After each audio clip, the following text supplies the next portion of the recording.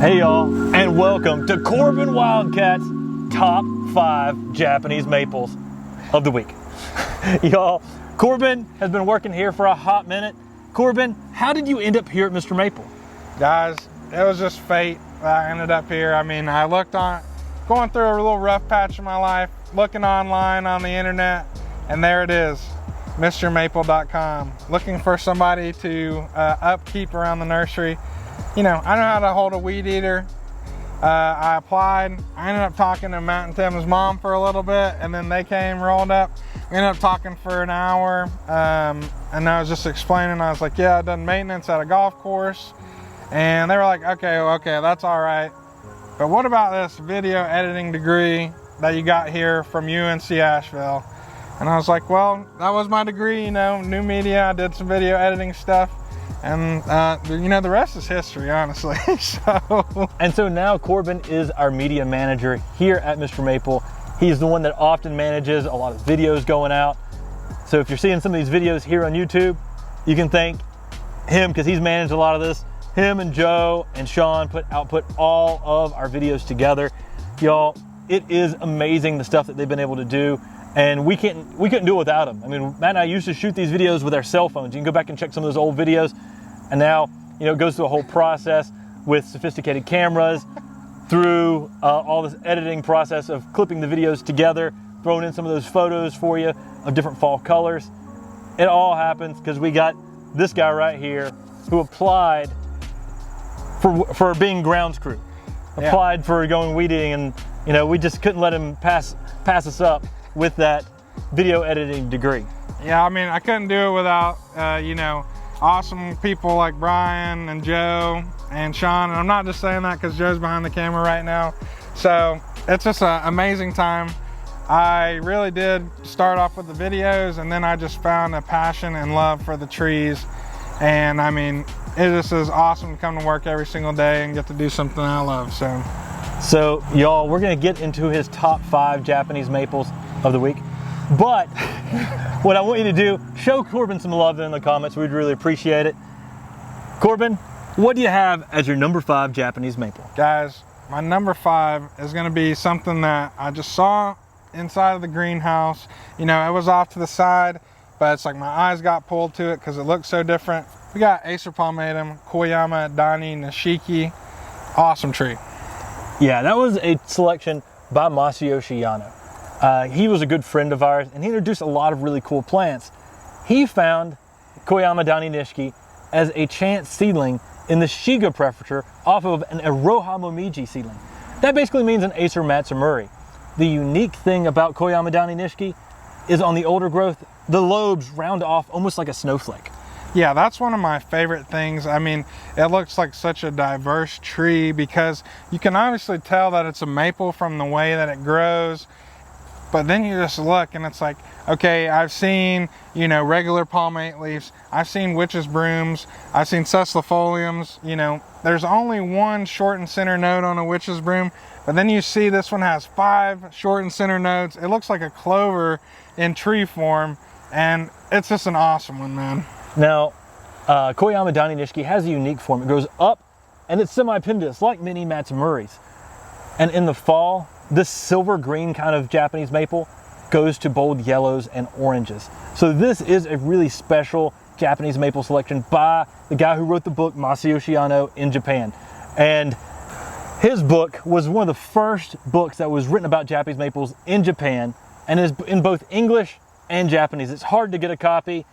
It's really rare, but y'all, I'm telling you, there's some true gems in there because Masayoshi Yano knew what he was doing, knew how to make cool selections. And this is to me, one of his coolest selections. Yeah, it's awesome to have a tree from a legend like Yano-san, and it's awesome to just have that little piece of history in the garden, and I just love that cultivar. All right, guys, we're getting up to number 4.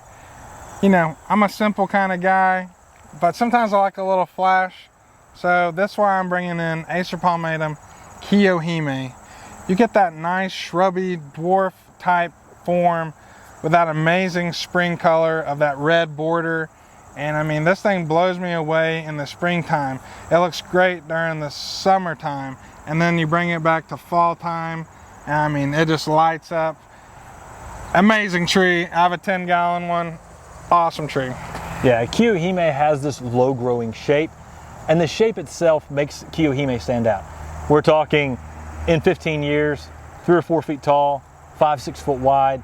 It is spectacular just in its shape, but the spring color on the leaves of the purple red border around basically a light green interior leaf all across this dense compact Japanese maple makes it look like it's a flower in the springtime. And it is one of the most attractive spring interest Japanese maples that's out there. It really has unique colors and changes throughout the seasons. And that's one of the reasons why Kiyohime is very popular for bonsai, which, you know, Corbin loves some bonsai as well. Yeah, guys, I've got this awesome Kiyohime pre-bonsai, you know, slowly pulling it back, getting it ready for that bonsai pot in a big, gigantic growing container. And it's just gonna look amazing. I can't wait for the fall time color. Something I love about this is during that new growth stage, you have the chance of getting little tiny leaves that are maybe the size of your pinky fingernail, and having that flush of that pink shrimp color on that new growth is just something that blows me away. And people actually do that as a bonsai method. One of the methods is late summer, after those buds have already formed behind the leaves. They'll take scissors and prune off all of the leaves, leaving the stems. They'll give it a little bit of fertilizer, and the leaves that come out will be much smaller than the original leaves that were there. And Kiyohime has really small leaves to begin with. That gives you just a presence of a really old tree in a bonsai-like form. It's pretty cool to be able to do those things. You don't have to be a bonsai expert to love Kiyohime though. It's great in containers, and it's easy to grow in the ground. Yeah, definitely awesome tree. That's why I made my top 5. All right, guys, it's getting crazy. We're getting down to number 3. So, number 3, another tree. This is the second tree I ever bought. You might know I've talked about it in a couple videos before. Acer palmatum Amagi Shigure. So I like to cover some bases with my tree selection. You know, I like to have some homage to some older cultivars like Kiyohime and have that green with that spring interest. But guys, this is that new age, that funky Amagi Shigure. Matt talks about Benny Chien having that rock music in the background. Whenever I see Amagi Shigure, man, that's what I'm hearing, is some crazy shredding. You get that awesome pink to purple to lavender colors. And then on top of that, that dark reticulation. You can't beat that. It's one of the most purple of the reticulated Japanese maples. It's slow growing too, so it fits in many people's gardens. Great for containers. It's one of the slowest of those reticulated styles. But if you give it some more sunlight, you're gonna get more of those metallic-y purples with deep purple veins. You push it towards more shade, you can get this almost like metallic-y green with purple veins. I mean, it is an amazing reticulated Japanese maple. Puts on one of the most dynamic displays of purple reticulation of any of the Japanese maples. Selection from Japan that is just outrageous and is becoming more and more popular the more people see it. Yeah, I mean, that one was just something that I saw it and I was like, okay, this isn't even a question. I'm getting this today and putting it in my garden. You know, I think a good thing to do with this one, put it in a container first. Like Tim was saying, the variety of colors that it can provide in any condition is something that, you know, figure out what you love about Amagi Shigure, what color you're trying to channel in it, put it in some shade, put it in some sun, because this is gonna look different in any condition you put it in. And I think that's why I love it, that colorful tree with that metallic sheen on top. And, you know, I like to live life a little wild, and Amagi Shigure definitely is a little wild. All right, guys, number 2. Now, this was, I think, the first tree that anybody ever gave me. And this was a tree for my homie, Brian Rule. And it's Acer palmatum Amber Ghost. I mean, you guys ever heard of Talon Buchholz before? If not, you obviously, this is your first video you ever watching on the YouTube channel. That guy's a legend. And Amber Ghost, it's my favorite of the Ghost series. I mean, come on now. An awesome you know, amber color during the summertime, but then on that new growth, you're going to get those reds and pinks that pop out. Then that reticulation is going to slowly start showing, and it's going to kill it in the garden.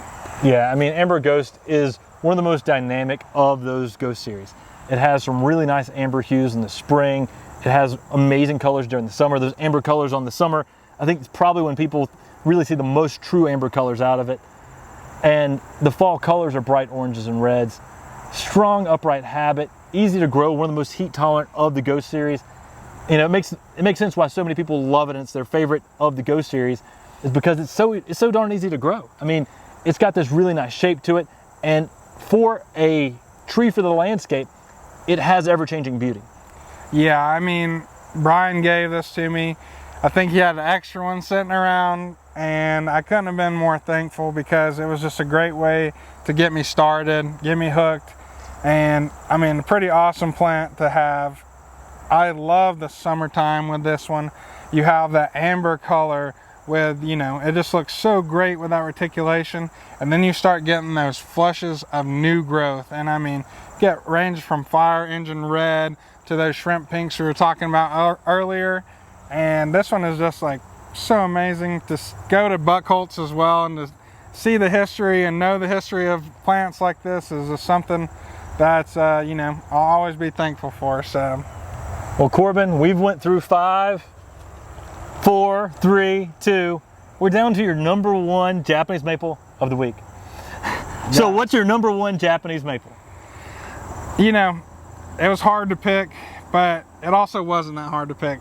Guys, we got Acer japonicum, Maiku Jaku, the Dancing Peacock, Aconitafolium. It goes by many names, but we all know it's known for that distinct feather leaf, super divided japonicum leaf with that awesome fall color.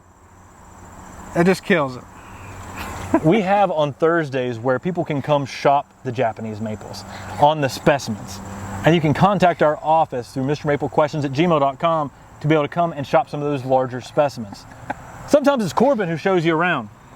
But if you start going around and you start looking at a tree that he's been eyeing, for instance, this big, you know, B&B Meiku Jaku, you know, sometimes he may say, that's sold. And then he goes in and it causes the trigger for him to actually go in and pull the trigger on that tree. And he bought this huge Meiku Jaku because somebody was literally starting to look at it and he was like, I can't let that go. I've got to take that one home.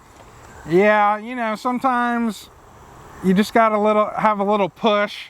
And whenever somebody starts looking at a tree that I've been eyeing for a week or two and I've had, you know, a little bit of cold feet on it, that's just, you know, all right, somebody else likes this thing. It's not going to be here for much longer. Got to pull the trigger, and thank goodness I did, because this is my favorite tree in my whole entire garden. You know, having this in a gigantic, you know, the cut whiskey barrel, and it's just a like full magnificent 4 foot tall by 3 foot wide with that just strong japonicum form. And seeing it in the fall time, I mean, it gets my heart pumping, man. I mean, you know, I think back to all of the gigantic Meiku Jakus I've seen. And I'm like, one day this is just going to be sitting in my yard. It's going to be looking fantastic. You know, whoever comes after me is going to get to enjoy it. And that's what I live for with the trees, man. And, you know, I don't know if you guys have heard about this next one, but Meiku Jaku is actually, you know, only half of my top one, because we got this awesome one called Kujaku Nishiki.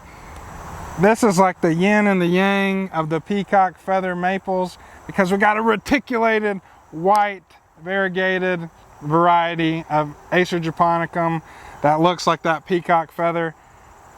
Oh my gosh, you could not have made a more perfect tree for me, I feel like, man. I remember when we first went to Buckholz Nursery and started walking around before we even knew that we could possibly even purchase the nursery. And then when I saw Meiku Nishiki, my jaw dropped. I was just like, that is insane. I've never seen something so variegated on a japonicum. It was just groundbreaking to me, and I couldn't believe that it wasn't produced and in numbers and hadn't gotten out into the nursery trade yet. And so we've been working hard at Buckholz to really get that tree in production, and here at Mr. Maple. Y'all, it's coming at some point.